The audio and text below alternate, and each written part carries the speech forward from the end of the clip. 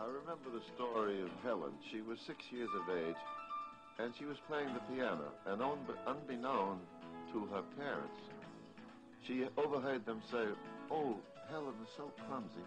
She'll never be able to play the piano well."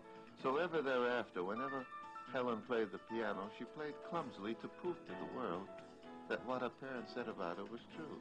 When she grew up and she was 13 or 14, she always played clumsily to prove to the world that what her parents said were true. Not only that, when she used her fingers to sew and to cook, she was clumsy to prove to the world that what her parents said about her was true. I said to her, "My dear child, you can't be held responsible for the actions of other people, even if they be your parents. Your parents probably meant that you were clumsy at that time. You weren't thinking of your piano playing. They didn't meant to think that you were clumsy forever." Yes. She got the message, so she removed that little scar within her, because a year later, she played better. 90% of the men and women alive today have an image of themselves as distorted as the reflection in a fun house mirror. Since they see themselves as distorted and warped, they act that way.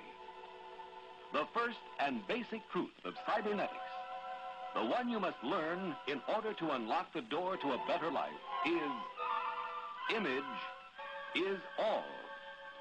The full implications of this all-important truth started to take shape more than 30 years ago, as a young plastic surgeon began to sort through the photographs that were the record of his professional accomplishments.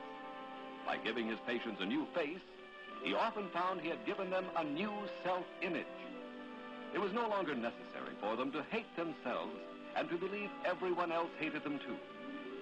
But always, there were a few puzzling exceptions. Girls made beautiful again, men saved from ugliness, with no change in their personality. It was then Dr. Maltz began to be fully aware of the implications of self-image. What you are and look like to the rest of the world means nothing.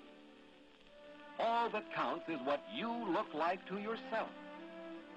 You are happy or unhappy, sick or well, successful or unsuccessful, only as your own self-image demands that you be.